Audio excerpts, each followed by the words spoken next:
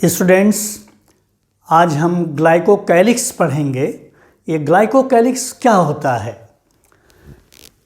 जो plasma membrane है, जो सेल मेम्ब्रेन है, ये इसकी लिपिड की बाइलेयर है और ये इसका एक्स्ट्रा सेलुलर स्पेस है और ये साइटोसोलिक स्पेस है। जो आउटर लीफलेट है, जो आउटर लेयर है लिपिड बाइलेयर की, उसमें जो लिपिड मॉलिक्यूल्स पाए जाते हैं, बहुत सारे लिपिड मॉलिक्यूल्स पर कार्बोहाइड्रेट्स की चेन्स लगी होती हैं। और यही सही है प्रोटीन मॉलिक्यूल्स के भी बारे में कि majority of the protein molecules they are attached with chains of carbohydrates. तो ये जो कार्बोहाइड्रेट्स की चेन्स होती हैं, इनको कहा जाता है ऑलिगोसैकेराइड्स। ऑलिगो के मीन्स होता है फ्यू। ऑलिगोसैकेराइड के मतलब हो गया जिसमें फ्यू यूनिट्स हों कार्बोहाइड्रेट की। ये शुगर की यूनिट्स हैं और ये देखिए ये फैटी एसिड चेन्स के ऊपर अटैच्ड हैं आउटर सरफेस पर। और ये एक प्रोटीन मॉलिक्यूल है, तो प्रोटीन के भी ये आउटर सरफेस पर ही एक्स्ट्रा सेलुलर स्पेस में ही अटैच्ड हैं। तो मेजॉरिटी ऑफ द लिपिड्स और प्रोटीन मॉलिक्यूल्स पर ये कार्बोहाइड्रेट्स की जो चेन्स होती हैं, ये आउटर सरफेस पर ही अटैच्ड होती हैं। कुछ प्रोटीन्स ऐसी होती हैं जिनके ऊपर ऑलिगोसैकेराइड नहीं लगी होती हैं, बल्कि उनके ऊपर पॉलीसैकेराइड्स लगी होती हैं। तो पॉलीसैकेराइड में वो एक चेन हो सकती है या अनेक चेन हो सकती है। तो ये देखिए एक ट्रांसमेम्ब्रेन प्रोटीन है और इसके ऊपर पॉलीसैकेराइड चेन्स लगी हुई हैं। और ऐसे प्रोटीन्स को जिनके ऊपर पॉलीसैकेराइड चेन्स लगी होती हैं, उनको कहा जाता है प्रोटियोग्लाइकन्स। तो ये प्रोटियोग्लाइकन्स है, ये एक ट्रांसमेम्ब्रेन प्रोटीन है। ये भी देखिए ट्रांसमेम्ब्रेन प्रोटीन्स हैं और इनके ऊपर देखिए ये लिखा है हमने एडजॉर्ब्ड ग्लाइकोप्रोटीन। एडजॉर्ब के मतलब होता है सरफेस पर चिपक जाना, और एब्जॉर्ब के मतलब होता है सक कर लेना। तो यहाँ पर ये सक नहीं हो रहा है, बल्कि इसकी आउटर सरफेस पर ये लगा हुआ है। तो ये देखिए ये ग्लाइकोप्रोटीन और ये ग्लाइकोलिपिड, ये लिपिड पर लगा है इसलिए इसको कहेंगे ग्लाइकोलिपिड। ये देखिए ग्लाइकोलिपिड,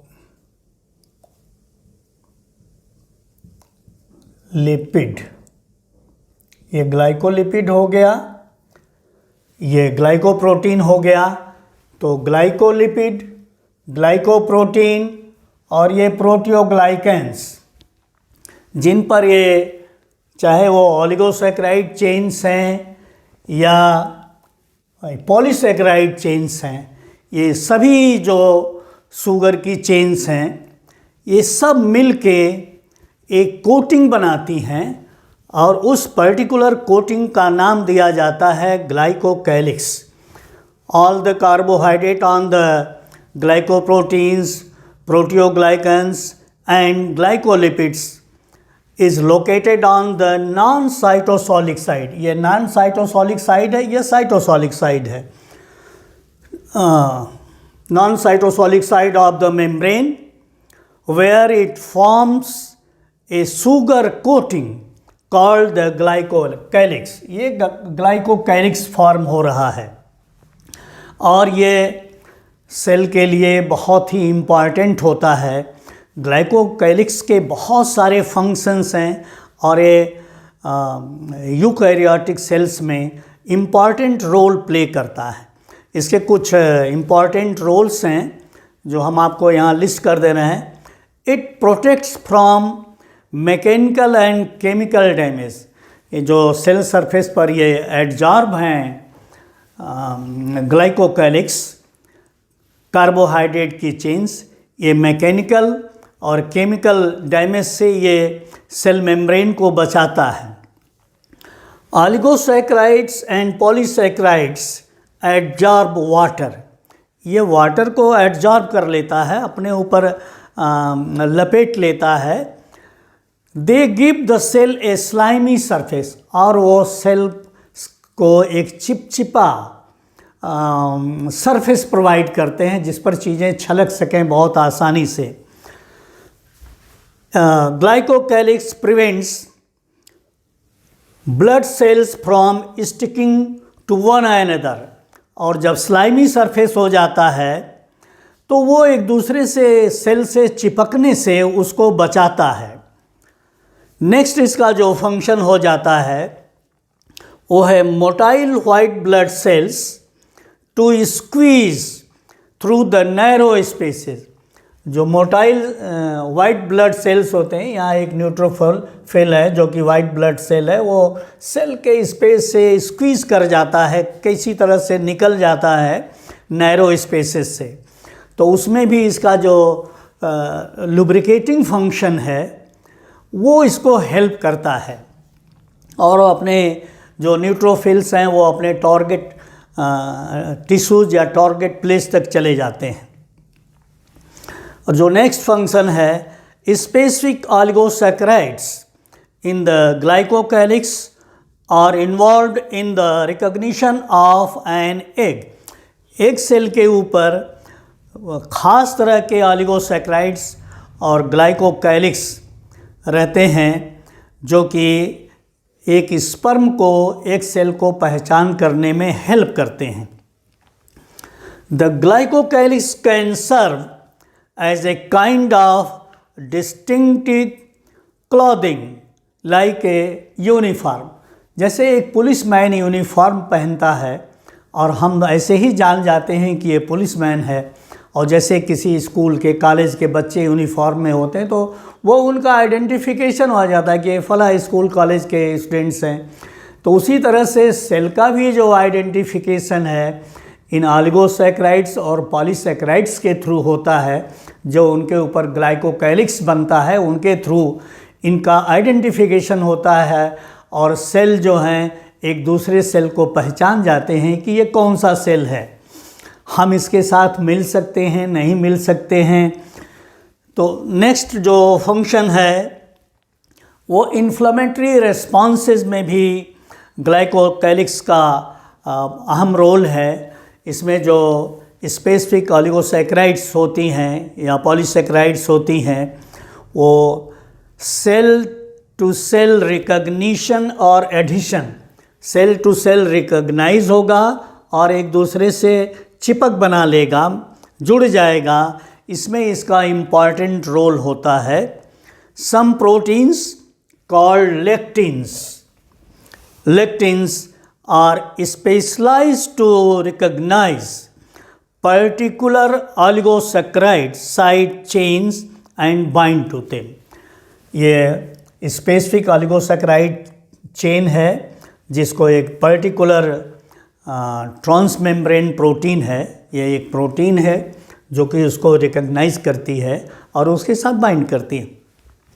ये देखिए एक डायग्राम है, recognition of cell surface carbohydrate on neutrophils by protein lectins। ये एक ब्लड वेसल बनाई गई है, ये उसका एंडोथेलियल सेल है, लेयर है ये एंडोथेलियल सेल्स का। और अगर कहीं पर कोई बैक्टीरियल इन्फेक्शन होता है बॉडी में तो उस इन्फेक्शन के प्लेस से कुछ सिग्नल्स जाते हैं इम्यून सिस्टम को, और इम्यून सिस्टम उस सिग्नल को पहचानता है और उसके रिस्पांस में जैसे पुलिसिंग होती है उसी तरह से उसके पेट्रोलिंग सेल्स होते हैं, और वो जो सेल्स होते हैं वो न्यूट्रोफिल्स हैं। वो न्यूट्रोफिल्स देखिए उसके ऊपर स्पेसिंग क्लॉथिंग होगी, उसका एक स्पेशल ड्रेस होगा, वो ड्रेस की पहचान किससे होगी, स्पेसिफिक ऑलिगोसैकेराइड्स इसके ऊपर रहेंगे। कुछ शुगर के चेन्स होंगे, ये एक शुगर का यूनिट बना दी गई, तो इसके ऊपर शुगर की चेन्स होंगी।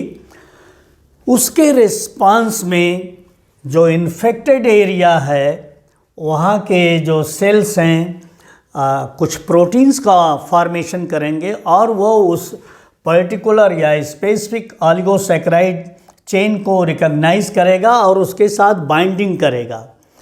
बाइंडिंग करने के बाद क्या होगा, ये जो न्यूट्रोफिल है, न्यूट्रोफिल जो होता है नियरली 50 to 70% होता है वाइट ब्लड सेल्स का प्रपोर्शन में। तो ये जो न्यूट्रोफिल्स होते हैं उनके साथ बाइंड हो जाएंगे लेक्टिन्स, जो कि लेक्टिन एक ट्रांस मेम्ब्रेन प्रोटीन है, और उसके साथ बाइंडिंग के बाद वो स्क्वीज़ करके वो इन्फेक्टेड साइट पर जाएगा और फाइगोसाइटोसिस के द्वारा उस इन्फ्लेमेटरी रेस्पॉन्सेस में अपना जो वैल्यूएबल रोल अदा करेगा। हर सेल के ऊपर स्पेसिफिक ये ऑलिगोसैकेराइड और पॉलीसैकेराइड्स की चेन होती हैं और वो सेल का एक पर्टिकुलर आइडेंटिफिकेशन होता है। इससे सेल्स जो हैं एक दूसरे के साथ जुड़ते हैं, पहचानते हैं।